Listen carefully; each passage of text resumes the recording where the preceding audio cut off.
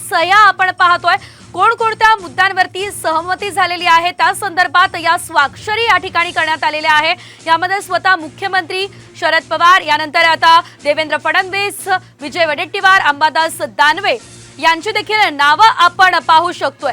साम टीव्हीची ही exclusive दृश्य आहे। आजच्या या सर्वपक्षीय बैठकीमध्ये ज्या मुद्द्यांवरती एकमत झालेलं आहे त्यावर स्वाक्षरी करण्यात आलेली आहे आणि त्या संदर्भातलंच हे पत्रक आपण पाहतोय। या संदर्भात अधिकची अपडेट आपण घेऊयात आमच्या प्रतिनिधी रुपाली बडवे यांच्याकडून। रुपाली, सर्वपक्षीय बैठक आता संपलेली आहे, साधारणतः 2.25 तास बैठक चालली, मात्र विशेष अधिवेशनाचा एक महत्त्वाचा मुद्दा होता, त्या संदर्भात चर्चाच झाली नाही अशी देखील प्रतिक्रिया समोर आली। बैठकीत नेमकं काय घडलं? आपण पाहत आहोत की आपण राज्यभरामध्ये सध्या मराठा आरक्षणाचा विषय चिघळलेला असताना राज्य सरकारने आता सर्वपक्षीय एका बैठकीत आयोजन केलेलं होतं। 10 वाजता ही बैठक सुरू झाली होती आणि आता जवळपास 1:30 वाजलेला आहे। बराच काळ खरं तर या बैठकीमध्ये चर्चा झालेली आहे। बैठकीमध्ये उपस्थित प्रत्येक उमेदवाराला, प्रत्येक सदस्याला खरं तर आपली भूमिका मांडण्याचा खरं तर संधी देण्यात आली होती। त्यामध्ये शरद पवार असतील, स्वतः मुख्यमंत्री असतील, उपमुख्यमंत्री फडणवीस असतील, असे सगळे जे महत्त्वाची मंडळी आहेत ते खरं तर या बैठकीला उपस्थित झाले होते आणि सगळ्यांचं एकमत जे होतं ते हे होतं की मराठा आरक्षणाच्या संदर्भात राज्यभरामध्ये जी परिस्थिती चिघळलेली आहे ती परिस्थिती आता आटोक्यात आणली पाहिजे आणि त्याच्यामुळे शांततेचं आवाहन जे आहे ते खरं तर प्रामुख्याने या बैठकीमध्ये करण्यात आलेलं आहे।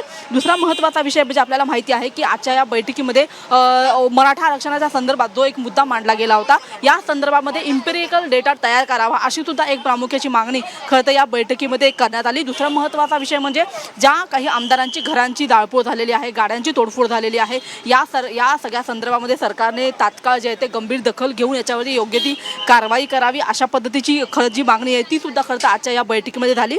या संपूर्ण बैठकीमध्ये आपण बघितलं तर जो एक सगळ्या आमदारांची एक चर्चा होती की एक जे आहे ते एका दिवसाचं विशेष अधिवेशन जे आहे ते खरं तर बोलवलं गेलं पाहिजे आणि मात्र या महत्त्वाच्या विषयावरती आजच्या या संपूर्ण बैठकीमध्ये कोणतीही चर्चा न झाल्याची माहिती आपल्याला कळत आहे। कारण की बरेच आमदार जे आहेत किंवा मग मराठा आरक्षणासाठी जे लढा देत आहेत अशा प्रत्येकानेच खरं तर एका दिवसाचं अधिवेशन बोलवावं अशा पद्धतीची एक जी मागणी आहे ती खरं तर करताना पाहायला मिळत होती।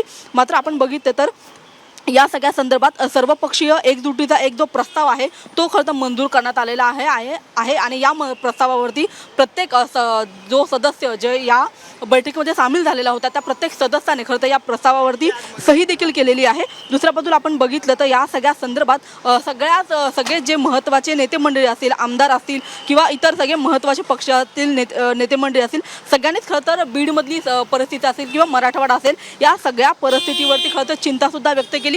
जशा पद्धतीने आंदोलन चिघळलं जात आहे, मनोज जरांगे पाटील यांचं जे उपोषण चालू आहे ते मागे घेतलं जावं यासाठी आता खरं तर सरकारने प्रयत्न करायला हवेत आणि आता सरकार या संदर्भात कसे प्रयत्न करतात हे खरं तर पाहणं महत्त्वाचं आहे। मात्र एकूणच बीड आणि या संपूर्ण पट्ट्यामध्ये जे आंदोलन चिघळलेलं आहे त्या आंदोलनावरती सगळ्यांनी खरं तर चिंता व्यक्त केलेली आहे।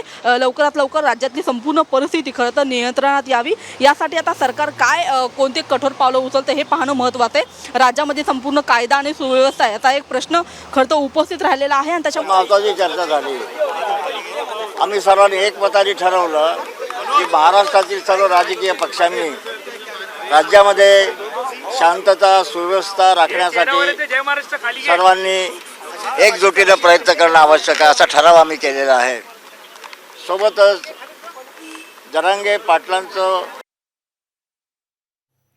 आपण पाहतोय मनोज जरांगे यांनी उपोषण मागे घ्यावं यासाठी आता सरकार प्रयत्न करणार आहे। मात्र ही प्रत आपण पाहतोय ही ठरावाची प्रत आहे ज्यामध्ये आता एकजुटीचा जो प्रस्ताव मंजूर झालेला होता त्यावर सर्व महत्त्वाच्या नेत्यांनी स्वाक्षऱ्या केलेल्या आहेत आणि ती प्रत आता साम टीव्हीच्या हाती लागलेली आहे। ती प्रत आपण आपल्या टेलिव्हिजन स्क्रीनवरती बघू शकतोय।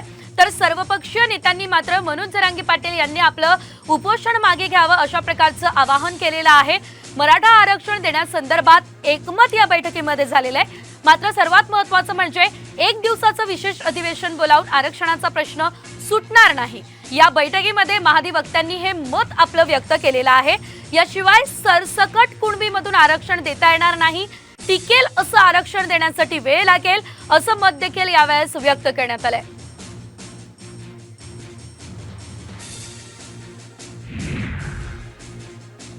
जरांगे पाटील यांची 2 वाजता पत्रकार परिषद होणार आहे। सर्वपक्षीय बैठकीनंतर आता जरांगे नेमकं काय बोलणार हे बघणं अतिशय महत्त्वाचं असणार आहे। सर्वपक्ष नेत्यांनी जरांगे पाटलांनी आपलं उपोषण मागे घ्यावं असं आवाहन केलेलं आहे। मात्र आता जरांगे पाटील हे 2 वाजता पत्रकार परिषद घेणार आहे। या पत्रकार परिषदेमध्ये जरांगे पाटील काय बोलतात हे बघणं अतिशय महत्त्वाचं असणार आहे, कारण जरांगे पाटलांनी देखील 2 तारखेपर्यंतचा अल्टिमेटम दिलेला होता आणि 2 तारखेनंतरच आपल्या उपोषणाचा 3रा टप्पा सुरू होणार असं जरांगे पाटलांनी सांगितलेलं होतं। आज 1 तारीख आहे, उद्यापासून ते आपली भूमिका बदलणार होते। मात्र आता या सर्वपक्षीय बैठकीनंतर आता जरांगे पाटील काय बोलतात हे बघणं महत्त्वाचं। तर आपण पाहतोय आजची 1 तारीख आहे आणि मी आज संध्याकाळपासून पुन्हा एकदा पाण्याचा देखील त्याग करणार जर आरक्षण दिलं नाही तर, अशा प्रकारची भूमिका जरांगे पाटील यांनी घेतली असल्याचं आपण बघितलेलं आहे। मात्र आता ही सर्वपक्षीय बैठक संपलेली आहे आणि यानंतर आता जरांगे पाटील पत्रकार परिषद घेणार आहेत। अगदी काही वेळात मुख्यमंत्री एकनाथ शिंदे हे देखील पत्रकार परिषद घेणार आहेत आणि या पत्रकार परिषदेच्या माध्यमातून ते या सर्वपक्षीय बैठकीमध्ये कुठल्या मुद्द्यांवरती एकमत झालेलं आहे, कुठला ठराव पारित करण्यात आलेला आहे या संदर्भात स्वतः मुख्यमंत्री एकनाथ शिंदे माहिती देणार आहेत।